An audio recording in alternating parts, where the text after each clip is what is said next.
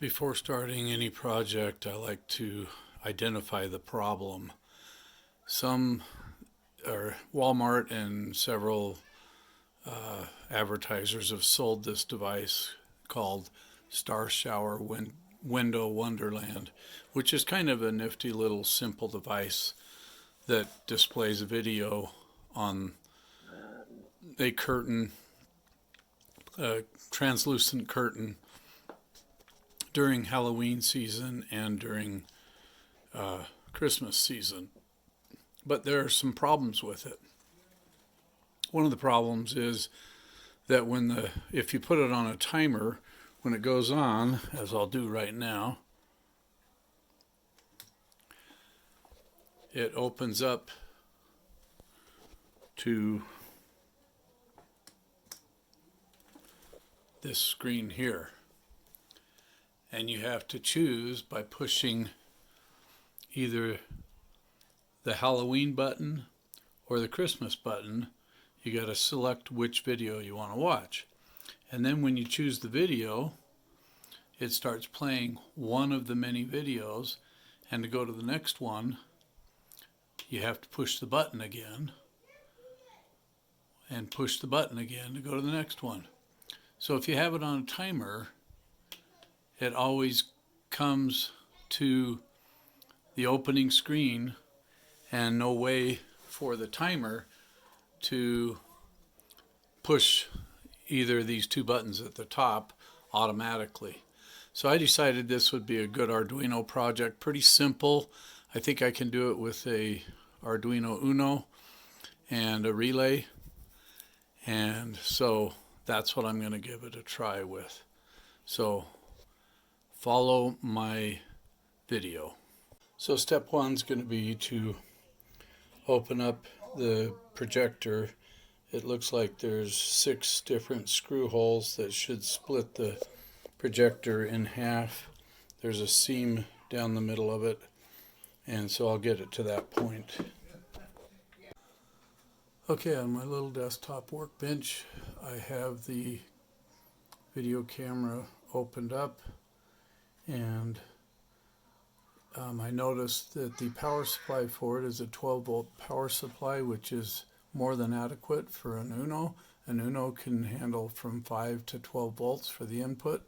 So I got a pigtail for my Uno to power it, and I'm going to come in on the red plug. The 2 wires there are hot and cold, and the red and black. So I'm going to solder in my pigtail right there, or I might splice into the wire, but I think soldering in will be a cleaner way of doing it. But I have to get my soldering iron to do that, and maybe I'll just clip the wires and solder or hook them together, twist them together, or whatever. We'll see. And then for placement, I found an empty spot on the camera up here, the fake reel, right on the top, and I found that if I fit it down in there, no electrical components run into each other. The end of this has of this board that's part of the camera's board, projector's board, has a little plastic cover on there to protect it, and if I put the Uno in, it fits perfectly in there, and I already tested, and I can close the cover with the Uno in there. So that's what I'm working on right now. So after fiddling around a little bit, I spliced right into the wires on top, soldered them in. Now I've got to button them up, but they just follow in to the pin here. I already plugged in the projector, and the projector lights up and the Arduino comes on. So we're on our way. So the next step was to buy a 3-position toggle switch, 0 being off, 1 being Halloween, 2 being Christmas. And so the back of it is pretty straightforward. So I ended up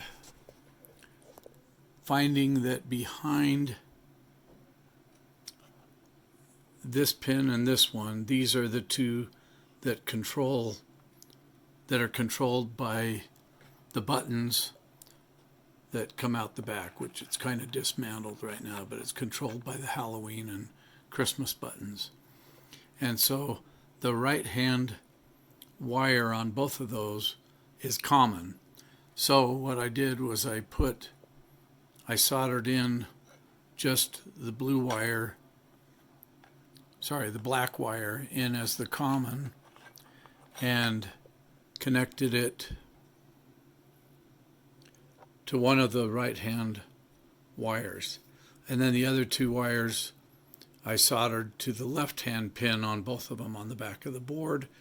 And you follow the wire back to this toggle, and I pinned those on either side. So that gives me the full both buttons to choose from. And so when the season changes, I just flip the toggle switch and it'll know which season you want to run from. Then I took the power side and made it so that that power wire that I soldered in to the left-hand pin goes to a relay. I tied it into the relay and then completed the circuit with the relay by going to the middle pin, so that the relay controls this switch. So it doesn't, I only need one relay. It can control the entire toggle switch and control both different views. And finally, the toggle switch just needed to be wired up, and the toggle switch has 3 wires going to it. So the orange wire is the pin wire, and I have that right now going to pin 13. The yellow wire, I chose to make it ground because it's right next to the orange wire. And the green wire, even though that's usually a ground, that's my power wire because I only had a green wire at that point. And we already know that the other end of the toggle is what powers the power to go through this toggle switch. That's pretty much the complete wiring.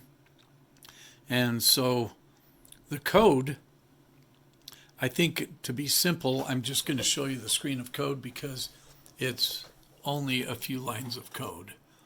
So the code is basically declare your control pin, which I said was pin 13. I put a variable called cycle seconds.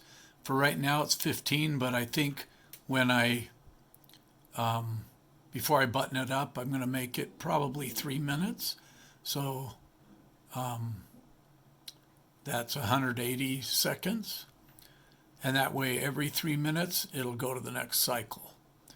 And then in the setup, I set pin mode for the control pin to output. And then down in the loop, I simply digital write at the top of the loop to high. I give it 250 milliseconds, which is about a quarter of a second, and then turn the pin back off. So I set it to low. Then I delay 1,000 times the cycle seconds, and that gives me the time that we're going to watch that video before it goes to the next cycle. I wanted to go over one more view before I button it up. It's wired up and I've kind of got it down. I had to turn the board over a little different.